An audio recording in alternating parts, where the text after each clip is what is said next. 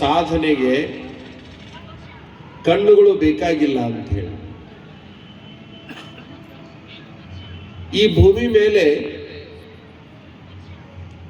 ಎಷ್ಟು ಜನ ಸಾಧಕರಾಗಿ ಹೋಗಿದ್ದಾರೆ ಅಂದ್ರೆ ಅದನ್ನೆಲ್ಲ ಹೇಳ್ಕೊಂತ ಕುಂದರ್ಲಿಕ್ಕೆ ಆಗೋದಿಲ್ಲ. ಈ ಊರಿನ ಹೆಸರಿನ ಬಗ್ಗೆ ಒಂದು ಪ್ರಸ್ತಾವನೆ ಈ ವೇದಿಕೆ ಮೇಲೆ ಆಯಿತು. ಅದು ಸೂಳೆ ಬಾವಿ ಹೋಗಿ ಶೂಲಿ ಬಾವಿಯನ್ನ ಮಾಡಬೇಕು ಅಂತ ಒಂದು ವಿಚಾರದಲ್ಲಿ ಇದ್ದೇವೆ ಅಂತ ಹೇಳಿ. ಆದರೆ ಒಂದೆರಡು ಮಾತುಗಳನ್ನ ಸೂಳೆಯರ ಬಗ್ಗೆನೇ ಹೇಳಿಬಿಡ್ತೇನೆ. ಈ ರಾಜ್ಯದಲ್ಲಿ ಒಟ್ಟು 43,000 ಕೆರೆಗಳು, ಇತ್ತಿತ್ತಲಾಗಿನ ಕೆರೆಗಳನ್ನು ಬಿಟ್ಟು ನಾನು ಹೇಳ್ತಾ ಇರೋದು. ಈ ರಾಜ್ಯದಲ್ಲಿ ಒಟ್ಟು 43,000 ಕೆರೆಗಳಲ್ಲಿ 10,000 ಕೆರೆಗಳನ್ನ ಸೂಳೆಯರೇ ಕಟ್ಟಿಸಿದ್ದಾರೆ. ಇದು ನಿಮ್ ಗಮನದಾಗಿರ್ಬೇಕು. ಮೊದಲನೇದಾಗಿ 10,000 ಕೆರೆಗಳನ್ನ ಸೂಳೆಯರೇ ಕಟ್ಟಿಸಿದ್ದಾರೆ. ಉಳಿದ ಕೆರೆಗಳನ್ನೆಲ್ಲ ರಾಜ ಮಹಾರಾಜರು, ಸ್ವಾಮಿಗಳು, ಊರಾಗಿನ ದೊಡ್ಡ ದೊಡ್ಡ ಗಣ್ಯ ವ್ಯಕ್ತಿಗಳು, ಊರವರೆಲ್ಲ ಸೇರಿಕೊಂಡು ಮಾಡಿದ್ದಾರೆ. ಕರ್ನಾಟಕ ರಾಜ್ಯದ 43,000 ಕೆರೆಗಳ ಪೈಕಿ ಅತೀ ದೊಡ್ಡ ಕೆರೆ ಅಂದ್ರೆ ಅದು ಕೇವಲ ಕರ್ನಾಟಕದಲ್ಲಿ ಅಲ್ಲ, ಇಡೀ ಏಷ್ಯಾ ಖಂಡದಲ್ಲಿ ಬಹುದೊಡ್ಡ ಕೆರೆ ಅಂತಂದ್ರೆ ಸೂಳೆ ಕೆರೆ. ಚನ್ನಗಿರಿ ತಾಲೂಕು ದಾವಣಗೆರೆ ಜಿಲ್ಲೆಯ ಸೂಳೆ ಕೆರೆ ಇಡೀ ಏಷ್ಯಾ ಖಂಡದ ಬಹುದೊಡ್ಡ ಕೆರೆ ಅದು.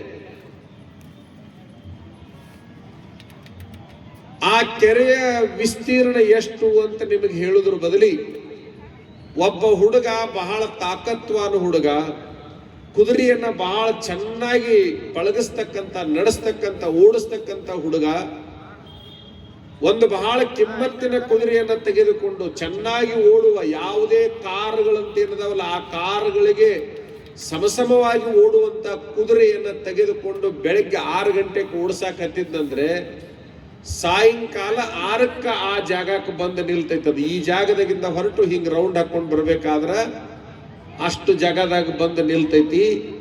ಅಷ್ಟು ದೊಡ್ಡ ಕೆರೆ.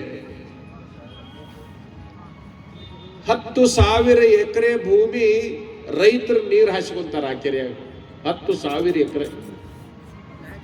ಆ ಕೆರೆಯನ್ನ ಯಾರು ಕಟ್ಟಿಸಿದ್ರು ಅಂದ್ರೆ ಒಬ್ಬ ಸೂಳೆ ಕಟ್ಟಿಸಿದ್ರು.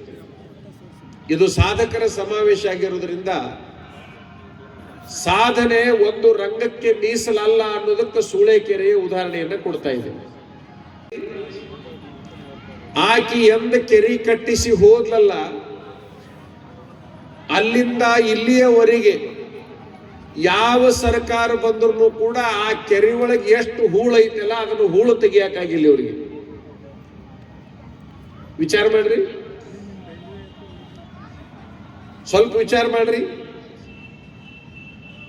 ರಾಜ್ಯ ಸರ್ಕಾರಕ್ಕ ಬರೇ ರಾಡಿ ತೆಗಿಯಕ್ಕಾಗಲಾರ್ದಷ್ಟು ದೊಡ್ಡ ಕೆರೆಯನ್ನ ಒಬ್ಬ ಸೂಳೆ ಕಟ್ಟಿಸಿದ್ಲಂತಂದ ಮೇಲೆ ಸೂಳೆ ದೊಡ್ಡಕ್ಕೆ ಸರ್ಕಾರ ದೊಡ್ಡದ. ವಿಚಾರ ಮಾಡಿ. ನಾ ಹೇಳೋ ಮಾತು ಸ್ವಲ್ಪ ಬಿರುಸು ಅನ್ಸುತ್ತೆ, ಅನಿಸಬಹುದು, ಅನಿಸ್ಬೇಕು, ಬಿರುಸು ಅನಿಸ್ಬೇಕು. ಸಾಧನೆ ಯಾರಾದ್ರೂ ಮಾಡಬಲ್ಲರು. 3 ರಂಗದವ. ಒಂದು ಸಾಧನಾ ರಂಗ, ಇನ್ನೊಂದು ಬೋಧನಾ ರಂಗ, ಮತ್ತೊಂದು ಬಾಧಕ ರಂಗ ಅಂತ. ನಮ್ಮ ರಾಜ್ಯದಲ್ಲಿ ಸಾಧಕರಿಗೆ ಕಡಿಮೆ ಇಲ್ಲ, ನಮ್ಮ ದೇಶದಲ್ಲಿ ಸಾಧಕರಿಗೆ ಕಡಿಮೆ ಇಲ್ಲ. ಆದ್ರೆ ಸಾಧನೆ ಮಾಡೋರಿಗೆ ಒಂದಿಷ್ಟು ಬಾಧನೆಯನ್ನ ಉಂಟು ಮಾಡ್ತಕ್ಕಂಥವ್ರು ಬಹಳ ಜನ ಇದ್ದಾರೆ. ಅವ್ರಿಗೇನೂ ನೀಗೋದಿಲ್ಲ, ಅವ್ರಿಗೇನು ಸಾಧನೆ ಮಾಡಕ್ ಆಗೋದಿಲ್ಲ. ಅವ್ರದ್ದು ಸಾಧನೆ ಏನಪ್ಪಾ ಅಂದ್ರೆ ಮುಂದೆ ಹೋಗೋವ್ರನ್ನ ಹಿಡಿದು ಜಗ್ಗಿ ನಿಲ್ಲಿಸ್ಬಿಡುದು.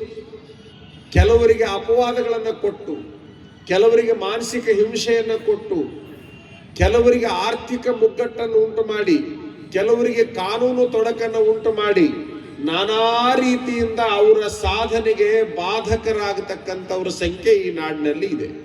ಮಾಡೋರನ್ನ ಫ್ರೀಯಾಗಿ ಬಿಡಕ್ಕೂ ಆಗಲ್ಲ ಅವ್ರಿಗೆ. ಅದು ಅವರ ಸಾಧನೆ.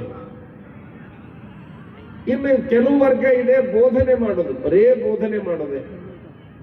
ಅವ್ರೇನು ಸಾಧನೆ ಮಾಡಕ್ ಆಗಲ್ಲ, ಅವ್ರಿಗೆ ಬರೇ ಬೋಧನೆ ಮಾಡೋದು ಒಂದೇ ಗೊತ್ತು. ಇರ್ಲಿ, ಬೋಧನೆ ಮಾಡೋರಾದ್ರೂ ಇರ್ಲಿ, ಸಾಧನೆ ಮಾಡೋರಾದ್ರೂ ಇರ್ಲಿ, ಯಾರಿಗೂ ಬಾಧನೆಯನ್ನ ಮಾಡಲಾರದಂಗ ಬದುಕೋದನ್ನ ಕಲಿತು ಬಿಟ್ರೆ ಬಹುಶಃ ನಿಜವಾದ ಸಾಧಕರ ಸನ್ಮಾನ ಈ ಕಾರ್ಯಕ್ರಮ ಆಗತ್ತೆ ಅಂತಕ್ಕಂಥ ಭಾವನೆ ನಮ್ದು. ಇವರು ಕರದಂಟಿನೊಳಗೆ ಬಹಳ ಮುಂದುವರೆದ್ರು, ಅವರು ಮೈನಿಂಗ್ನೊಳಗೆ ಬಹಳ ಮುಂದುವರೆದ್ರು, ಅವರು ಸಿನಿಮಾ ರಂಗ ಇತ್ಯಾದಿ ರಂಗಗಳಲ್ಲಿ ಬಹಳ ಮುಂದುವರೆದ್ರು. ರವೀಂದ್ರ ಕಲಬುರ್ಗಿ ಅವರು ಈ ಸಹಕಾರ ರಂಗದಲ್ಲಿ, ಶಿಕ್ಷಣ ರಂಗದಲ್ಲಿ, ಬಹಳ ಸಾಮಾಜಿಕ ರಂಗದಲ್ಲಿ, ರಾಜಕೀಯ ರಂಗದಲ್ಲಿ ಮುಂದುವರೆದ್ರು. ಈ ಯಜಮಾನ ಚಲೋ ಹಾಡುದ್ರೊಳಗೆ ಬಹಳ ಮುಂದುವರೆದ್ರು. ಒಬ್ಬೊಬ್ರು ಒಂದೊಂದರೊಳಗೆ ಮುಂದುವರೆದಾರೆ ಅಲ್ಲ, ಅದು ಸಾಧನೆ. ನಿಮ್ ತಲೆಯೊಳಗಿರ್ಲಿ, ಈ ರಾಜ್ಯದ ಸೂಳೆಯರು ಕೇವಲ ಒಂದೇ ಕೆಲಸ ಮಾಡಿ ಹೋದವರಲ್ಲ. ಈ ಊರೊಳಗಿನ ಸೂಳೆ ಭಾವಿ ಏನು ಹೇಳ್ತೈತಿ ಅಂತಂದ್ರ, ಈ ಊರೊಳಗ ಆ ಕಾಲದಲ್ಲಿ ಆಗಿ ಹೋಗಿರುವಂತ ಒಬ್ಬ ಸೂಳೆಯೂ ಸಹಿತ ಸಾಮಾಜಿಕ ಕಾರ್ಯವನ್ನ ಮಾಡಿದ್ಲು ಅಂತ ಹೇಳೋ ಕೆಲಸ ಆ ಬಾವಿ ಮಾಡ್ತೈತಿ, ಆ ಬಾವಿ ಮಾಡ್ತೈತಿ. ಅಂತಹ ಈಗ ಚನ್ನಗಿರಿಯಲ್ಲಿರ್ತಕ್ಕಂಥ, ಚನ್ನಗಿರಿ ತಾಲೂಕಿನಲ್ಲಿ ಇರ್ತಕ್ಕಂಥ ಸೂಳೆ ಕೆರೆಯ ಹೆಸರನ್ನ ಈಗಿನವರಿಗೆ ಆ ಹೆಸರು ಕೇಳಾಕ ಮಜಬೂರ ಆಗಿ ಆ ಹೆಸರನ್ನ ಬದಲಾವಣೆ ಮಾಡಿ ಏನು ಹೆಸರಿಟ್ರು ಅಂದ್ರೆ ಶಾಂತಿ ಸಾಗರ ಅಂತ ಹೆಸರಿಟ್ರು. ಶಾಂತಿ ಸಾಗರ ಅಂದ್ರೆ ಯಾರಿಗೂ ಗೊತ್ತಾಗ್ಲಿಲ್ಲ ಯಾವುದ್ರಿ ಅಂತ. ಅದೇ ರೀ ಸುಳಿಕೆರೆ, ಸುಳಿಬಾವಿ, ಇದು ಏನದು ಸುಳಿಕೆರೆ ಅಂದ್ರು. ಅಂದ್ರೆ ಶಾಂತಿ ಸಾಗರವನ್ನ ಪರಿಚಯ ಮಾಡ್ಬೇಕಾದ್ರೂ ಆಕಿನ ತಗೊಳ್ಳಬೇಕು, ನಾವು ವಿಚಾರ ಮಾಡ್ಬೇಕು.